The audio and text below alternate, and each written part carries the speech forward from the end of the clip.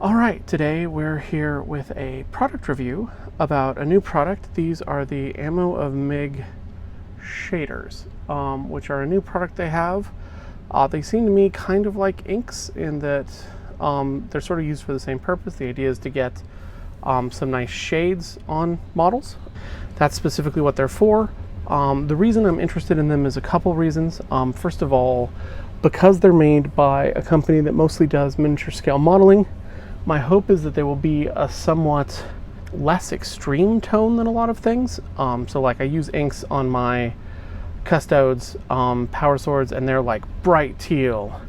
And for my Imperial Fists, like I'm currently working on this Heresy era Imperial Fist Praetor, I'd like something on that sword to, denote that it's a super cool Paragon blade, but I don't feel like the Imperial Fists are a bright teal or bright red kind of army. So what I'm hoping is that some of these shades, even though we have like violets and blue, that they'll be somewhat more subtle than inks. These are supposedly just airbrush ready out of the box, which is nice. There have been some slight sort of leakages on the containers. These are brand new, so that's how they came. That's not great, but not fatal. Also, if there is a glimmer on my fingernails, that's because they have nail polish on them. This is Simply Nailogical's, what are they called? Holo Taco first anniversary sets. That's because my wife wanted to know what they looked like, and she'd already painted her nails. So that's where we're at right now.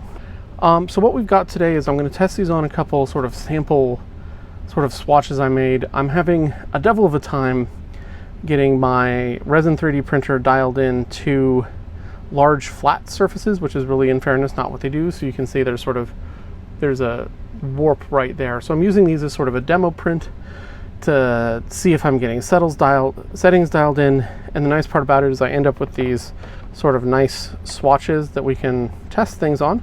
I've got two metallics. These are, everything is base coated in Stynylrez black, and then what we've got for the metallics is a coat of scale 75 black metal, my favorite sort of dark metal color, and then a brief highlight in some areas with a thrash metal, which is sort of this nice sort of platinum color.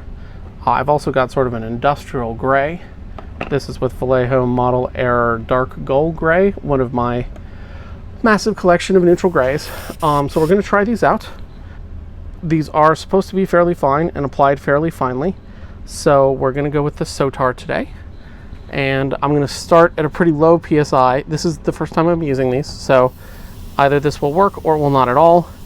Now, the one interesting caveat with these that I've read and seen online is that the recommendation is that you use a matte varnish before you spray these, which is interesting. That's sort of the opposite of all the sort of enamel techniques, which all suggest you start with a satin or gloss varnish. So we'll see how that works. We'll try the navy base first. This is an acrylic. It's a not, it says right there, it is not supposed to be an enamel, because it's not. That's also nice because it means that you're not dealing with some of the things that come along with enamels. So let's try, first up is navy gray. Let's try this on the our sort of gray panel. So it looks like it's sort of a blue gray in the cup, at least. We'll give this a curious shake to make sure the Sotar is working, and let's just get going. All right, so that's a nice blue gray. Application feels pretty good. I feel slightly more in control than I do with inks, which is nice. And that's just sort of a nice blue-gray shade color. Let's see if I can get it out of the glare. So, neat. I'll run some air over to see if I can make them dry a little faster. See how they dry, but that's definitely subtle compared to something like a Payne's Gray. That's a pretty subtle hit. Which is promising, because that's sort of what I was looking for. Just going to use some water to rinse the cup out between colors. Oh, the matte varnish I used is, AK Interactive's matte varnish. Unlike AK Interactive's other varnishes, I'm not in love with it. I find it sprays not nicely. It's sort of a fussy color, well, fussy formulation. Ironically, their Ultra Matte I think sprays nicer. I just wasn't sure what Ultra Matte would do with this, so I was sort of very obediently doing exactly what I was supposed to, which is a matte finish. So the next step we'll try a Starship Filth. The reason also my paint station is a mess right now. Apologies for that, but again, that's where we're at with COVID. Starship Filth. The reason I'm interested in this one is the Starship line. So Starship Wash, Starship Filth, Starship Streaking are all colors I've really enjoyed using. They're sort of quick and dirty weathering. I use Starship Streaking for all kinds of things. Starship Wash is what my Imperial Fist gets, so this is sort of interesting for me because I'm interested in what it ends up looking like as a color. We'll spray it a bit. Okay. Go a little bit heavier.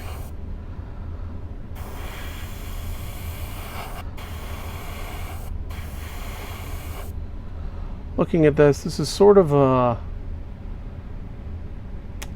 sludgy gray, is I think what I'd call it. You're definitely getting that sort of filth feeling. It's less brown than I expected. Let's see what this looks like on a metallic. So just sort of...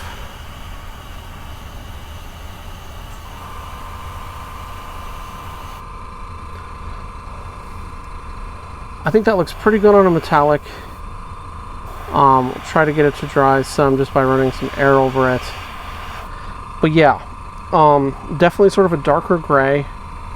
Not a clean gray, but not as dirty as I was expecting. I think really good for oily surfaces. If you wanted to shade something where what you're expecting underneath it is sort of grime, which would make sense because Starship Filth.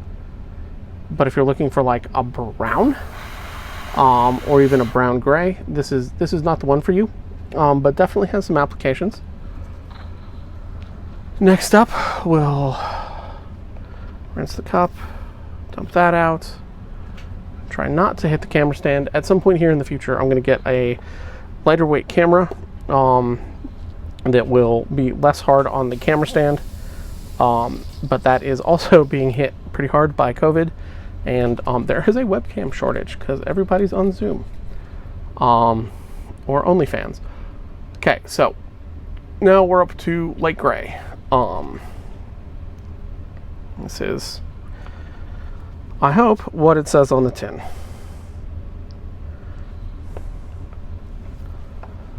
So we'll go in again. We'll try in the middle here for this gray. We'll spray some. Okay, that's barely visible because it's a light gray. Actually, interestingly, I think you could use that as almost a highlight color for this if you wanted to be really sneaky about it. So I will try it on something where light gray would count as a shadow. I don't really have anything. Oh, this guy. We'll take a look at, so this is unprimed resin, so this is a big experiment, but yeah, it's a light gray. Sort of does what it says on the tin. Really handy for white, I think. I'm actually kind of psyched for this one for my Sisters of Battle, who are going to be white, but it actually looks really interesting over the metallic, and you can see how transparent these are. It's not the patina I would go for. We've got some of those coming up, but I think that's a great illustration of just how transparent these are. These are going on really smooth and really transparent, both of which are kind of nice. I will say that while I'm a huge convert of the Artist Ink school, thank you Caleb Wissenbach for that particular addiction, I'm definitely feeling more in control with these, and the effects are more subtle. I mean, I had to go heavy into this to get that sort of coloration being much more gentle with it. Again, you're getting pretty subtle effects, which I like. Let's try ash black. And yeah, I just bought these. This isn't a sponsored post. I just get excited about weathering products because that's my jam. It's kind of been my happy place recently. It's sort of what if scale modeling, but also 40K and also like 25% less, well, like 75% less than the scale modelers do. So ash black.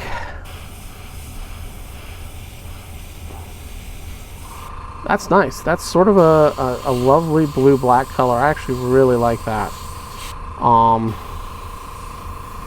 Again, getting a little bit of buildup, but way less than I feel like I would have if I was spraying sort of this sloppily with a metallic. An ink. So that is, I think, a nice blue-black. That is, I think, a really good substitute for Payne's Gray if you don't want to go sort of whole hog Payne's Gray. Something, let's see what it looks like on a metallic.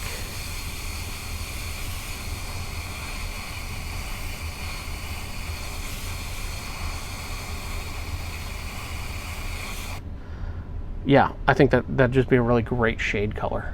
Let's see if you can see that. I realize the metallics and the lights wash some things out, but yeah, I mean, it's definitely black, but I like it. I'm pretty pleased with these so far. So next up is, these are the ones that I was actually really excited about. We've sort of accidentally organized these from things I am the least excited about to things I'm sort of the most excited about. So we'll go that way. Now we've just got flat up grime, which hopefully does what it says on the tin. I think one of the best and fastest ways to do terrain in a way that looks really good is to just hit things with sort of what looks like grime, so a burnt umber or something like that.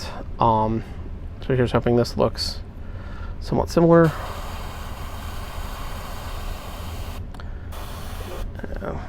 I think I've got a little bit of the black left in there, so let's clear this out a bit. And no, actually this is not brown. This is sort of the lighter version of the Starship filth. So this is definitely a gray sort of scut marks. I'll show you what it looks like on a metallic here.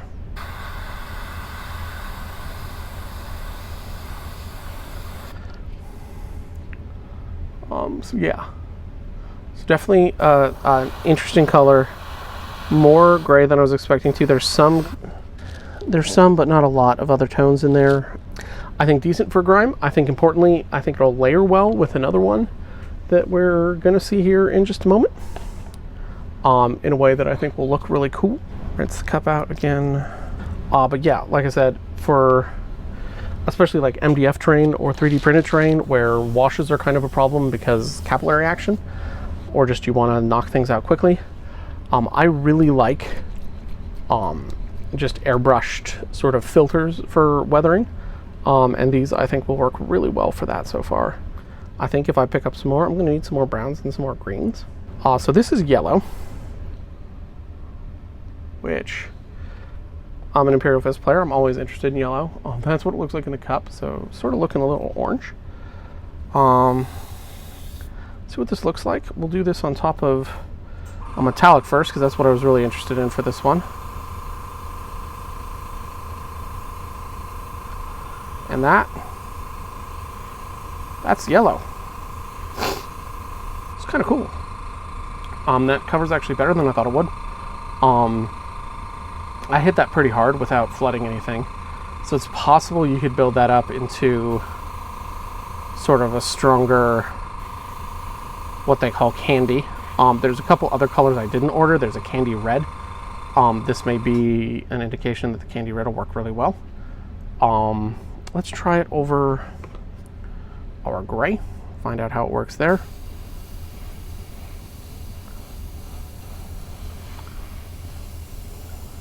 Yeah, honestly, that's not bad. That's yellow. I'm not sure what I may use this for. I may try it to reinforce the yellow of something that's already yellow. So, you know, my Imperial Fist, use that as sort of a unifying filter, something like that. I can't really see an opportunity to shade something yellow. This one definitely feels more like a filter than a shade, but I mean, I have no idea what the application for that is, but I think it looks really cool. And I think that does suggest that some of the other colors used as filters over a metallic will look really neat. The sort of formulation I've chosen for the metallics in this, because it's more like what I would do for an undercarriage of a vehicle or something, are not bright enough to really, I think, bring out the best qualities of candy coats. But yeah, that's sort of where we're at. Okay. Dirt. It looks like my only brown. The reason I was surprised by grime is side by side, those look like they should be a dark brown and a light brown. And instead, I think what's actually happening is grime is probably brown.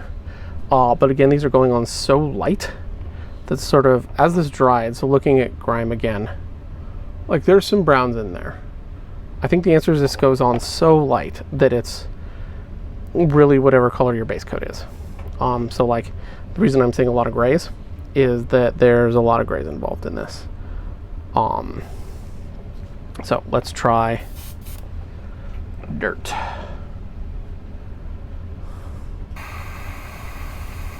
Yeah, because again, I'm like, oh, it's gray. No, this one's definitely more brown, which is nice.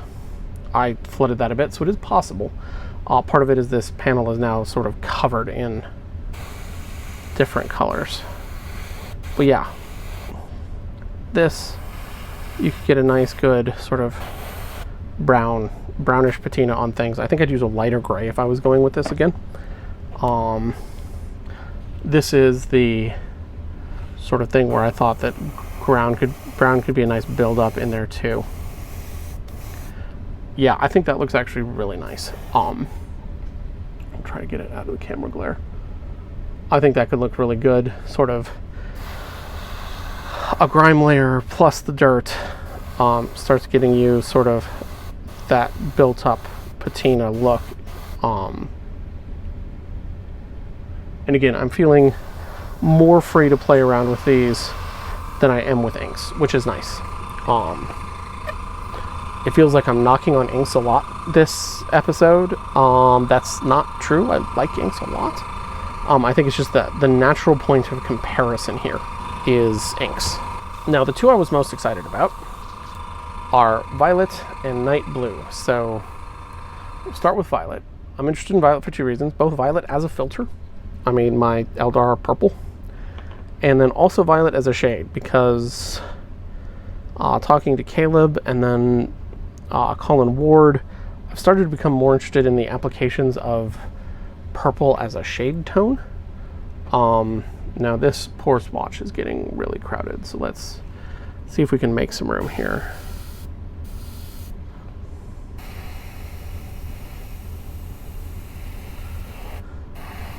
So I actually really like that going on. It's pretty subtle, and I admit hard to see. I'll hold it up there. I'll show you what this looks like. Let's see what this looks like unprimed.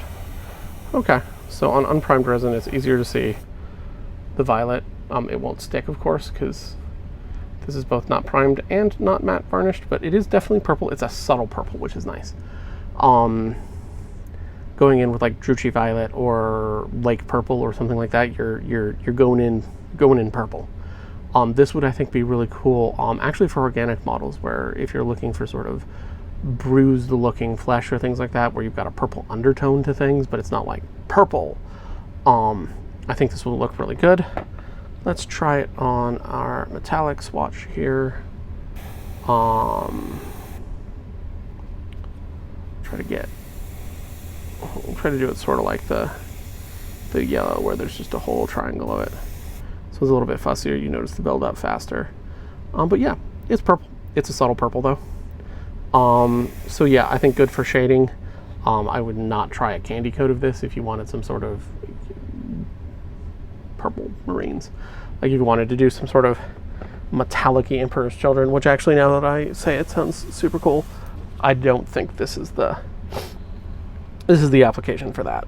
I think that, again, organic models, things where you are talking about shadows, but you want some depth of shadows, so you want like a really dark shadow, so like ash black, or maybe night blue, which is the last of these. And then you want something sort of as a mid-tone where you're sort of stepping out of the shadows, but there's still color there, and there's interest because you've got two colors in the shadow. I think violet will work really well for that. Some of my metallics have purple tones to the shadows, and I like it. Let's try night blue. This is a pretty dark blue. Let's find some room on our poor gray swatch. Okay, that's super subtle. Can't even see it really. On the gray, on the light gray, you'll see it. That's a pretty pale blue. On our test swatch, in retrospect, I should have had two gray swatches and one metallic swatch, but here we are. I think for the blue, that'll look really good as a shade. Again, I'm having trouble seeing it as a candy coat. Because again, I'm starting to get, it's starting to swim, even with pretty light applications. This is the one I was hoping would work for power swords, and I think it actually might for sort of a subtle effect. Like, it's clearly different, and you're sort of giving it dark. I think this, or probably the violet, might work really well for sort of a feeling of a subtle color, but not like the like super bright teal. So let's, so this is the blue. I'm gonna put the purple next to it and to sort of revisit that question. Clean out my poor airbrush cup like 18 times today. Let's shake up the violet again. And again, the nice part, because these are metallics, they don't stink like enamels do. They're just gonna run through the airbrush, don't need special cleaners. That's exciting. So yeah, let's get the purple going here. Yeah, actually coming back to it, I think the purple will do a really good job. It's sort of a slightly, there is something up with this sword scheme that is not itself like a lightsaber, and obviously you can do more coats as things dry. So yeah, that's it for the ones I have purchased. There are definitely more on the Ammo of Mig site. There's, I think, a lighter blue. There's probably a number more grays because the historical modelers love them some grays. My thoughts on these are, oh, there is one thing I wanted to revisit. I wanted to go back to the starship filth and the grime and do those on this undone side. So this is starship filth. Okay, so that is a gray. That's just owning its grayness. Put the cap on these because these definitely feel like if they are left unattended, you will somehow end up with shader on your jeans instead of on the models and other things. They have a feeling of mischief to them. And then let's check the grime.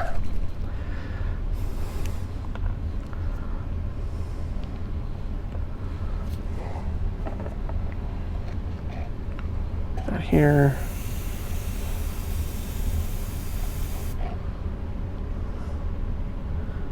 Okay, the grime is sort of a gray brown, even on light colors. So yeah, the phenomenon we were seeing on the darker gray is actually what those colors are. The label says grime is brown. The label lies. It is not brown. It is at best a muddy gray. So that's where we're at. Wait for the air compressor to finish before I give my final thoughts. So my final thoughts on this, I really like these. I feel like they are ready to go. I feel like they're an interesting addition to the toolkit. I don't know if you are really good at inks and really fond of inks and have your own special, Payne's gray mixture with some other things, that these are necessarily worth like throwing out that collection for. I think these are subtle. I mean, this is me going really heavy on the purple, and it's purplish. With a lot of these other ones, like this these things feel like they're flooded, and they're not in some places. I felt like I had more control over these than I did inks. I don't know why that is, because they're both pretty thin, sort of airbrush ready. It definitely felt like, though, that I wasn't like on the verge of just ruining everything, which is often how I feel with inks. The big surprise for me, I would say, is the yellow. I was not expecting this to look this good, or to cover this well. I think that's really genuinely interesting. I think that could be interesting as sort of a strong yellow filter. I think if people wanted to try sort of zenithal highlighting and then going over it with yellow to sort of get an Eandon scheme, that might actually work. Yeah, I'm impressed with that.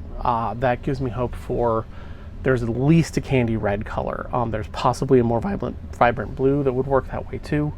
But yeah, it definitely gives me hope that the candy red could work similarly, and that could give you a really cool, especially Horus Heresy era Thousand Suns scheme. I know everyone's always looking for ways to get that sort of color as people, discover and then discontinue and rediscover various lines of transparent reds. So the real standouts for me, and this can't come as a surprise, like I ordered this out of Imperial Fist loyalty. The yellow is really cool. I like the yellow. I really like the navy gray. This should surprise nobody. I love gray, but I thought that ended up looking really good as a shade and sort of a less blue replacement for Payne's gray. The ash black was less black than I thought it would be. So again, I think that's a potential sort of replacement adjunct to Payne's gray. I think that can look really good in some places where we're expecting blacks for things, and where I think there's some potential for things like soot, or like sort of some undershading for weathering effects afterwards. I think ash black will look really good. Gotta say, I'm a little disappointed in night blue.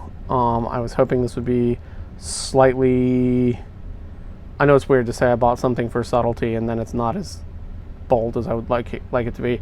I was hoping for a slightly stronger blue. I may at some point try the bluer blue. Another one that I think is a sort of a standout interesting one is the violet. Again, I think that'll look cool for sort of subtle weapon effects. So if you're looking for like poisoned blades or things like that, where you don't want like really bright colors, but you want something to separate them out. And then I'm pretty excited about dirt.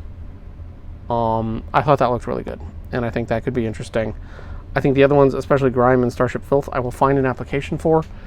Starship filth will probably just be worked into my all things sort of grimy rotation, and will probably be sort of the underlying tone for some then weathering with the starship line. I don't feel the need to reach for it as much as I do their other things. But solidly, none of these I'm like really disappointed in. None of them are things where I'm like, I ordered a thing expecting it to do the thing and then it didn't do that. The one I think I'm going to have the hardest time finding a use for is the light gray, because it is exactly what it says on the tin, which is a transparent light gray. So that is either going to go really, really well for my Sisters of Battle, or I'm just going to never use it.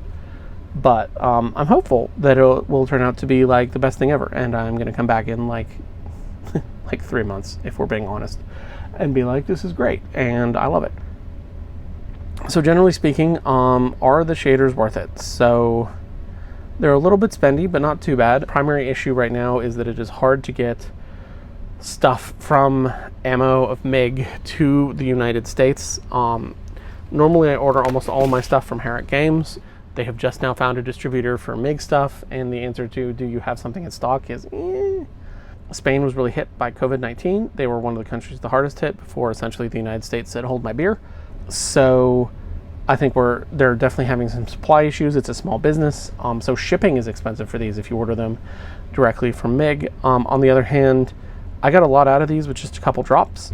I think they're sort of a nice size. I think they'll work better. I mean, in comparison to like a standard, let's just use a Vallejo air bottle, like they're They're small, but that's kind of nice because it's way easier to store those than, for example, these big bottles.